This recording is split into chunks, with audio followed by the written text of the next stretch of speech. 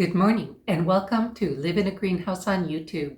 If you're new here, this channel is about my journey to design, build, and then live in the first greenhouse enclosed tiny home in the United States. If you've seen video about other greenhouse enclosed homes elsewhere in the world, they usually show the project years after they're complete. By contrast, I bring you along from the very beginning to show you what's involved in building one of these and what it's really like to live in one of these. June is my 10th month living here, and the focus this month was on planting the ornamental and herb beds around the sitting area and the food garden on the west end of the greenhouse. So if you enjoy this content, please like and subscribe so more viewers can see it, and come along today as I do the end of the month walk around.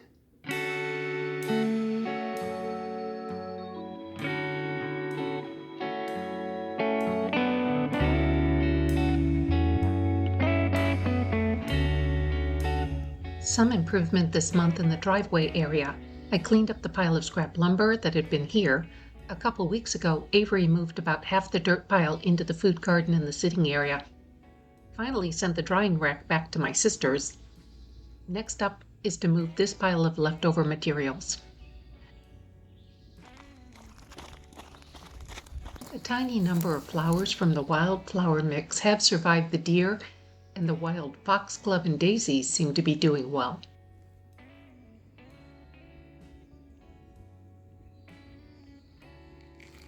Next up is to use horticultural vinegar to kill the weeds on both sides of the ramp. I was preparing for one more bonfire before the summer burn ban, but May was so dry the burn ban started early this year, so this pile will wait until the fall rains. I can run a water hose from the supply at the trailer.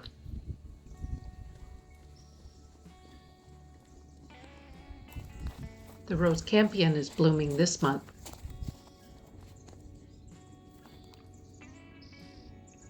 I get to look at this flower patch from the living room and bedroom. I'm trying to fill in this area with wildflowers. More of the flowers are blooming that I planted around the trailer while I lived there. Some of these will get transplanted into the greenhouse.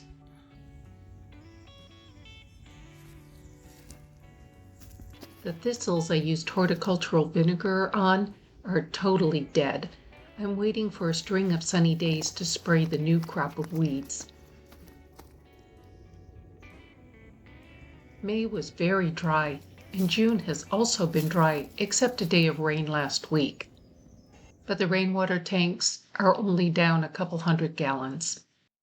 The biggest change over the month has been finally planting in the food garden.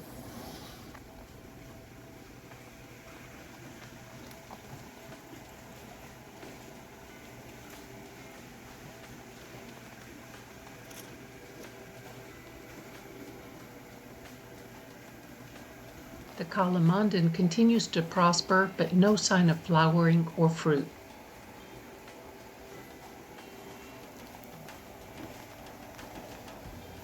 Flowers on the mini cuke.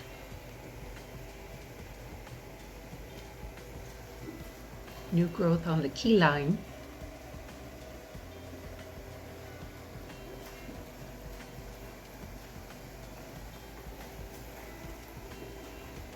The Persian lime survived the winter and is still green without any leaves. Still 3 good-looking peaches. The Sam Houston peaches should harvest in July, so not much longer to wait.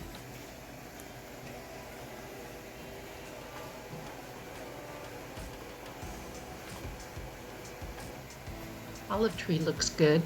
The transplanted sunflowers seem to have recovered and can't even tell the difference from the direct sown. Still waiting for help to repair the leak at the line seam, so this month has been a challenge to manage the water quality without the filtration system. Not only is the lily sending up more fronds, the floaters that were dying last month are doing well this month. The bubbles are from the pump at the east pond, And the pump from the west pond is just temporarily piped directly to the mid-pool.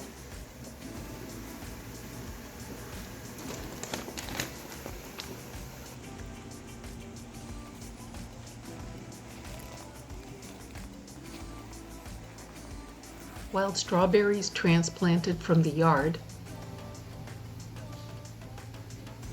Watermelon just sprouting.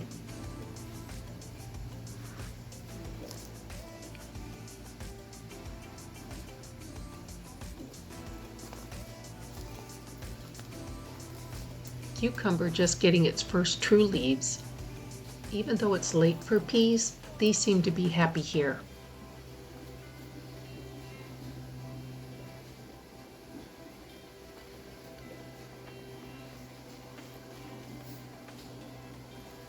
This bed is spinach, both transplanted and direct sown, loose leaf lettuce, more watermelon,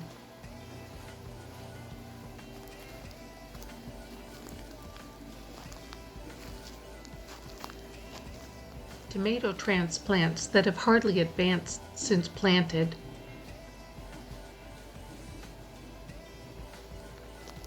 radishes direct sown,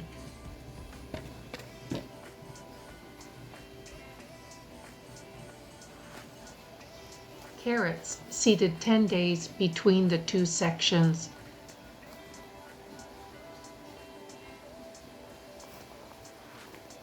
bok choy both transplanted and direct sown,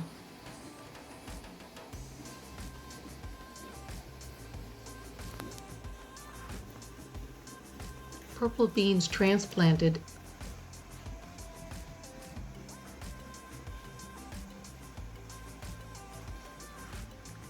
and more seeds around each of the poles, and bush beans inside.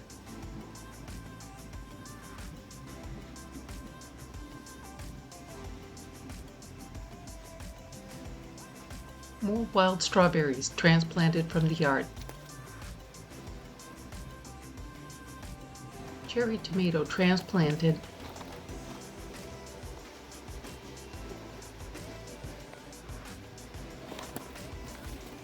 and more seeds around each of the poles.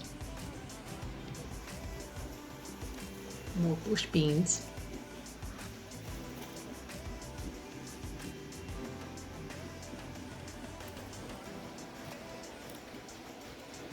I'm still working on the irrigation.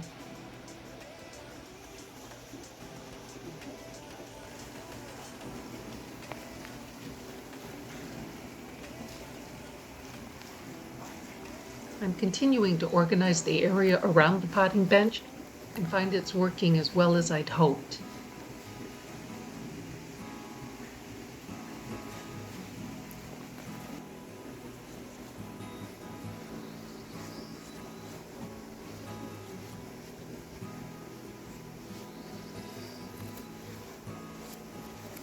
I moved the gravel out of this area and leveled out the hump that had been here. This area is ready for planting when I have enough plants to put here, as the lemon tree has moved to its new home and the carnations to a temporary area at East Pond. The volunteer potato is still looking good.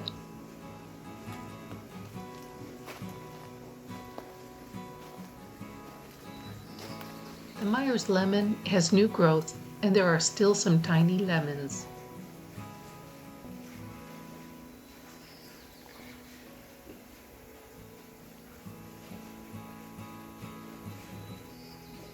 Here I've transplanted basil, cilantro, and parsley started from seed a month ago. And a variety of flowers my neighbor let me dig from her yard.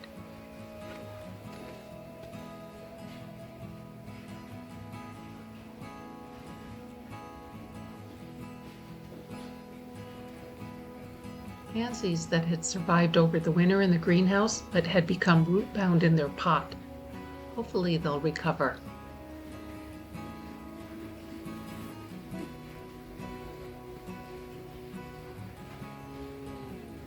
The irrigation is done here and working well.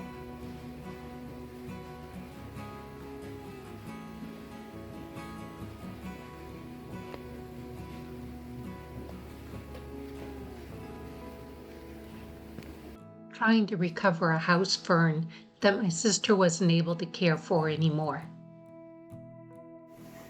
I got one of the shades hung and then changed how I want to attach them to the structure. Now that I have the hardware, I can get the other hung soon. I sit here in the evening to assemble irrigation components.